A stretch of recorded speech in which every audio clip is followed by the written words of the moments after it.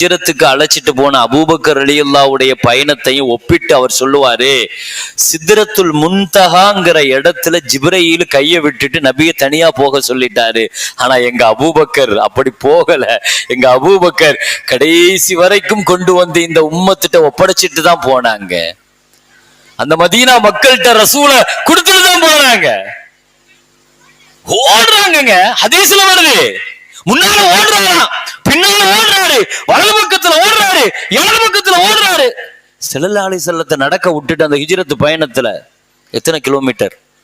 500 kilometre. மக்காவுல இருந்து இன்னைக்கு மதீனாவுக்கு போன சொகுசு பஸ்ல போறதுக்கே எவ்வளவு நேரம் ஆகுது.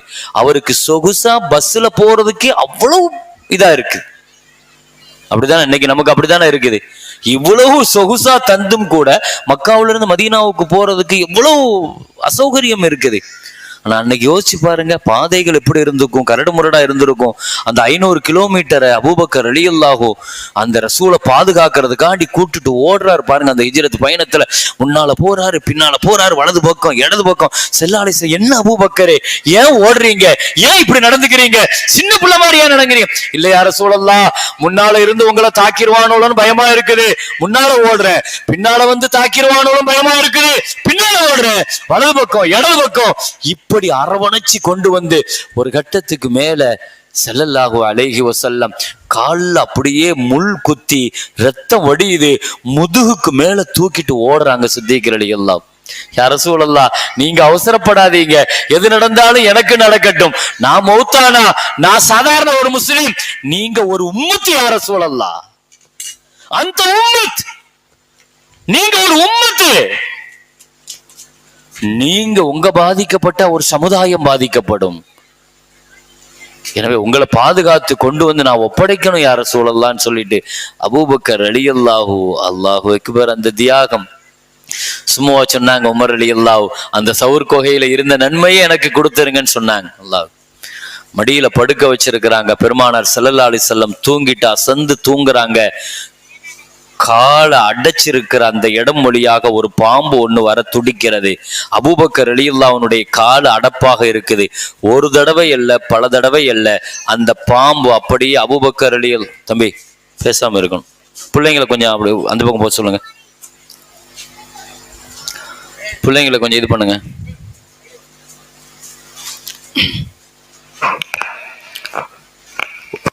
ஒரு தடவை அல்ல, பல தடவை அது கொட்டுகிறது. அதனுடைய வலியை தாங்கி கொண்டு அப்படியே முகமெல்லாம் அப்படியே மாறுது.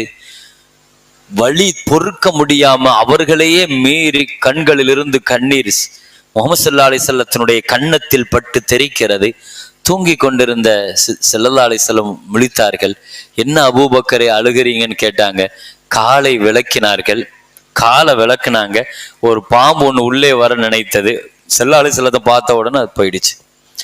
அபூபக்கர் ரலியல்லாஹு சொன்னாங்க, நீங்க சொல்லி இருக்கலாம்னு சொன்னாங்க. யா ரசூலல்லாஹ், என் உயிரே போனாலும் உங்க தூக்கத்தை நான் எப்படி கலைக்க முடியும்னு சொன்னாங்க. நீங்க தூங்குறீங்க யா ரசூலல்லாஹ், உங்க ஓய்வை, உங்கள் தூக்கத்தை. இதுதான் சஹாபாக்கள். தூக்கு மேடையில நிறுத்தின ஒரு சஹாபிய ஹுபைப் ரலியல்லாஹுவ அந்த மக்கள் கேட்டார்கள், தூக்குல இருந்து உன்னை இறக்கிறேன், நீ நிக்கிற இடத்துல உன் தலைவர் முகமது நபி ஸல்லல்லாஹு அலைஹி வஸல்லம் நிக்கிறாருன்னு மனசுல கற்பனை பண்ணிட்டு நீ இறங்கிருன்னு சொன்னாங்க. அவர் சொன்னாரு, நான் என் மனைவி மக்களோடு சந்தோஷமாக இருக்க என் உயிரிலும் மேலான கண்மணியினுடைய காலில் ஒரு முள் குத்தினால் கூட நான் துடிச்சு போயிடுவேன், அதுக்கு நான் உயிரை கொடுத்துருவேன், என் உயிரை எடுத்துருன்னு சொன்னாங்க. நீ தூக்கில போடுன்னு சொன்னாங்க. உலகத்துல அப்பதான் அதை பார்த்த அபூ சுஃபியான் சொன்னாரு, நான் உலகத்துல எத்தனையோ தொண்டர்கள் தம் தலைவரை நேசிச்சதை பார்த்திருக்கிறேன், ஆனா முஹம்மது ஸல்லல்லாஹு அலைஹி வஸல்லத்தினுடைய தோழர்கள் முகமது நபியை நேசிச்ச மாதிரி உலகத்துல இந்த நேசத்தையும் இந்த மஹப்பத்தையும் உலகத்துல நான் எங்கேயும் பார்த்ததில்லை. இப்படி ஒரு அன்பான்னு சொல்லி அவர் கேட்கிறார். அவர் இது என்ன முஹப்பத்து? அல்லாஹு அக்பர். எனவே முஹம்மது ஸல்லல்லாஹு அலைஹி வஸல்லம் ஹிஜ்ரத்துக்கான திட்டமிடுதலில் ஸல்லல்லாஹு அலைஹி வஸல்லம் சவுர் கோகையில தங்கியிருந்த அந்த 3 நாள் அஸ்மா ரலியல்லாஹு அன்ஹா உணவு கொண்டு வருவார்கள். அப்துல்லா ரலியல்லாஹு அன்ஹுட்ட சொன்னாங்க, நீங்க மக்காவினுடைய செய்தியை எங்களுக்கு பாஸ் பண்ணணும். இன்னொரு வேலைக்காரர் அவர்கிட்ட சொன்னாங்க, நீங்க ஆடுகளை, நாங்க போற இடத்துல ஆடுகளை மேய்ச்சிக்கிட்டே வரணும். எதுக்காக? என்ன, எங்களுடைய காலடி தடத்தை பார்த்துட்டு அவன் வந்துருவான் பின்னால. அதனால எங்கள் காலடி தடத்தை அழிக்கிறதுக்கு ஆடுகளை நீங்க என் பின்னாலே நீங்க ஓட்டிட்டு வரணும். இதெல்லாம் தவக்குலுக்கு மாற்றம் இல்லைங்க. அல்லாஹ் மேல நம்பிக்கை இல்லையா, தவக்குல் இல்லையா? சில பேர் இப்படி பேசிட்டு இருப்பானு. தவக்குல்னா என்னன்னே தெரியாது.